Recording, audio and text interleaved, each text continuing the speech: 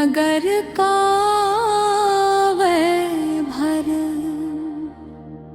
प्राचीन काल में भोगीपुर नाम का एक अत्यंत सुंदर और समृद्ध नगर था।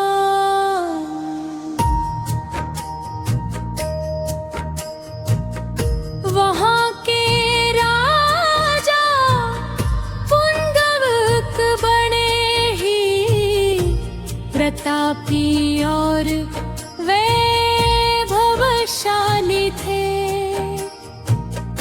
उस नगर की विशेषता यह थी कि वहाँ देवताओं के समान गंधर्व और अप्सराएं निवास करते थे। वहाँ हर समय संगीत की मधुर ध्वनि गूंजती रहती थी। उसी नगर में ललित नाम का एक प्रसिद्ध गंधर्व रहता था, जिसकी आवाज इतनी मधुर थी कि पत्थर भी पिघल जाएं। उसकी पत्नी ललिता अनुपम सुंदरी थी। दोनों के बीच इतना गहरा प्रेम था कि वे एक दूसरे के बिना एक क्षण भी नहीं रह सकते थे। वह भूले श्राप एक दिन राजा पुंडरीक की राजसभा सजी हुई थी। ललित अपनी सुरीली आवाज में गायन कर रहा था और अप्सराएं नृत्य कर रही थी।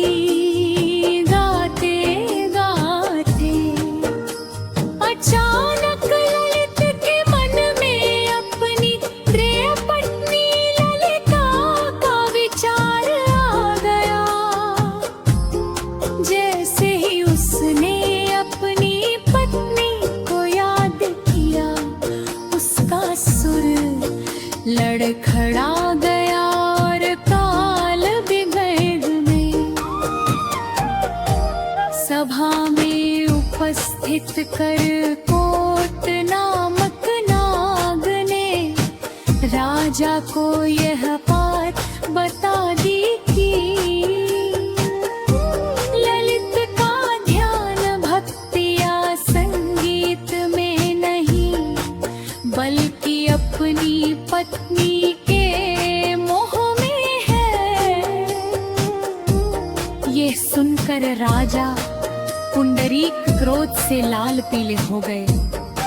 उन्होंने ललित को श्राप देते हुए कहा, हे ललित, तूने भरी सभा में मेरा अपमान किया है और मर्यादा तोड़ी है।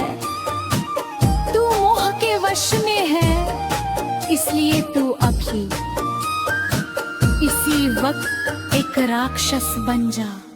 ललित का राक्षस रूप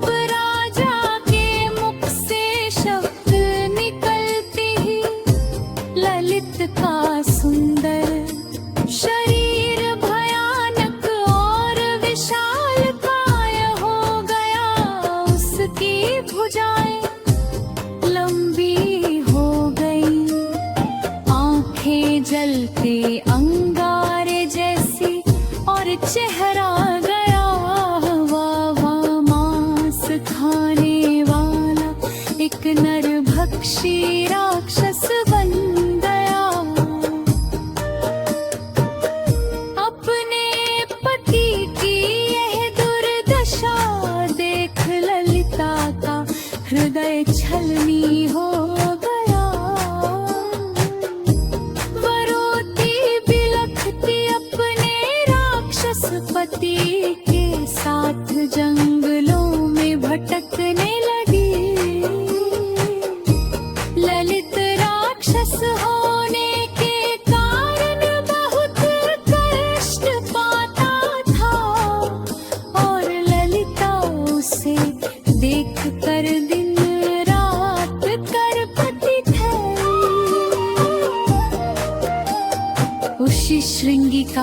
मार्गदर्शन। भटकते भटकते ललिता विंध्याचल पर्वत पर स्थित ऋषि श्रृंगी के पवित्र आश्रम पहुंची। ऋषि को प्रणाम कर उसने विलाप करते हुए कहा, हे महर्षि, मेरे पति को राजा के शाप ने राक्षस बना दिया है। क्या कोई ऐसा उपाय है जिससे उन्हें पुनः मनुष्य रूप मिल सके और उनके पाप कट सके? ऋषि श्रृंगी ने दया भाव से कहा, हे पुत्री, तू चिंता मत कर। चैत्र मास के शुक्ल पक्ष की जो एकादशी आती है उसका नाम कामदा एकादशी है। यह एकादशी सभी पापों को भस्म करने वाली और मनोकामनाएं पूर्ण करने वाली है। यदि तू पूरी श्रद्धा से यह व्रत करे और उसका पुण्य फल पत्री को दान कर दे तो वह अवश्य ही इस संकट से मुक्त हो जाएगा। उद्धार और सर्वगमन ललिता ने ऋषि की आज्ञा मान कर विधि विधान से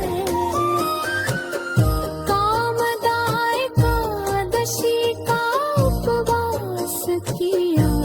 अगले दिन द्वादशी था, श्री भगवान विष्णु की